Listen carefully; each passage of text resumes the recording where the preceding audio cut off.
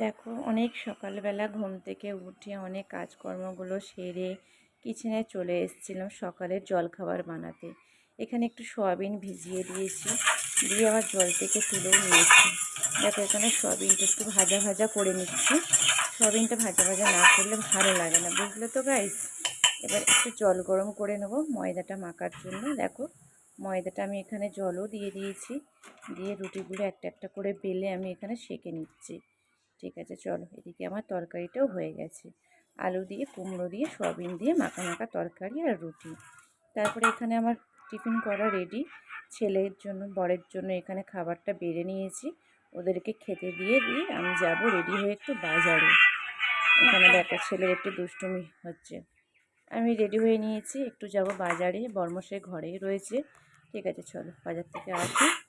চলো বাজার থেকে কি আমি বাজার করে এনেছি সবটাই তোমাদের সাথে শেয়ার করব। সকাল থেকে কথা বলতে বলতে ভিডিওর ইন্ট্রোটাই দেওয়া হয়নি গাইস। চলো তাহলে ভিডিওর ইন্ট্রোটা দিয়ে দিই guys. Welcome back to my channel Puja lifestyle. চলে এসেছি আর একটা নতুন ভিডিও নিয়ে। ভিডিওটা কেউ স্কিপ করবে না, পুরো দেখবে। আশা করি তোমাদের ভালো লাগবে। যদি ভালো লেগে থাকে তাহলে অবশ্যই কমেন্ট করো, লাইক করো, সাবস্ক্রাইব করো, আর বেশি বেশি করে শেয়ার করে দাও গাইস। ঠিক আছে, চলো বাজারগুলো একটু দেখিয়ে দিলাম কী কী নিয়ে এসেছি। এখানে নিয়ে বসে পড়েছি মাছ। সকালবেলা বাজার থেকে কী মাছ এনেছিলাম রুই মাছ আর চিংড়ি মাছ। চলো প্লাস্টিক থেকে ঢেলে নিই।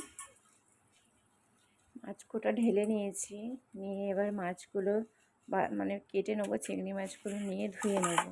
তারপরে কি মাছটা কী দিয়ে হবে না হবে সেই বুঝে সবজিগুলো কাটাকুটি করে নেবো, নিয়ে আবার রান্না বসিয়ে দেবো। কারণ অনেকটা বেলা হয়ে গিয়েছে, তখন বাজে প্রায় 11টা। তখন আমার রান্না বান্না কিছুই হয়নি। জাস্ট তখন বাজার থেকে এসেই তোমাদের সাথে আমি শেয়ার করছিলাম কী বাজার করে এনেছি। চলো মাছটা তাহলে আমি ধুয়ে আনি, এনে সবজিগুলো কাটাকুটি করে নিই, রান্নাটাও বসাতে হবে। এদিকে দেখো এক ঝলক বাজারগুলো আরেকবার দেখিয়ে দিচ্ছি তোমাদের। দেখো আমি সকালবেলা কী বাজার করেছি চলো একবার দেখিয়ে দিই। এখানে রয়েছে ম্যাগি, চা পাতা, চানাচুর, চিনি। এদিকে রয়েছে সবজি বাজার, রয়েছে আলু, পটল, টমেটো, আরও অনেক কিছু ছিল। ঠিক আছে, চল আমার রান্নাবান্না এখানে কমপ্লিট হয়ে গেছে গাইস।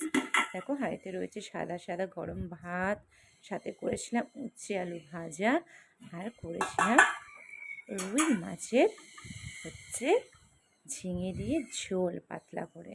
দেখো গরমের সময় এটাই হচ্ছে বেস্ট খাবার। বেশি রিচ খাবার এই গরমে একদম খাওয়াটা উচিতই নয়। চলো এদিকে তরকারি মানে রান্নাবান্না তো রেডি। এদিকে ছেলে আর বরের জন্য বেড়ে নিয়েছি ভাত। তখন আমার স্নান হয়নি, ওদেরকে খেতে দিয়ে দিয়েছিলাম। এদিকে কিচেনটাকেও আমি টিপটপ করে গুছিয়ে নিয়েছি, একদম ক্লিন করে নিয়েছি। তারপরে চলে এসেছিলাম একদম দুপুরে খাওয়া দাওয়ার পর একদম সন্ধেবেলা কিচেনে চলে এসেছিলাম চা করতে। বরমশাই ঘুম থেকে উঠেছিল, চা খাবে বলছিল, তাই একটু চাও বসিয়ে দিলাম বিকেলবেলা। 3 কাপ চা বসিয়েছি এখানে, 3 কাপ চা করে নেব, নিয়ে একসাথে চাটা খেয়ে নেব। তারপর ছেলেকে আনতে যাব পড়তে, যেহেতু সন্ধে হয়ে গেছে। 7টায় ছুটি ওর পড়া, আবার আনতে যাব। চাটা খেয়ে নিয়ে চলো তাহলে আজকের ভিডিওটা তাহলে এই পর্যন্তই থাক। আগামীকাল আসছে একটা নতুন ভিডিও নিয়ে। ঠিক আছে, চলো আস্তে আস্তে চাটা আবার ঢেলে নিয়ে চাটা খেয়ে নিই। চলো সবাই সুস্থ থেকো, ভালো থেকো। অবশ্যই আমার ভিডিওটা দেখো, প্লিজ আমাকে একটু সাপোর্ট করো, একটু ভালোবাসো। ঠিক আছে, চলো আজকে তাহলে এই পর্যন্তই থাক। টাটা। 3 কাপ চা ঢেলে নিয়েছি, চলো তাহলে আমরা চা খেয়ে নিই।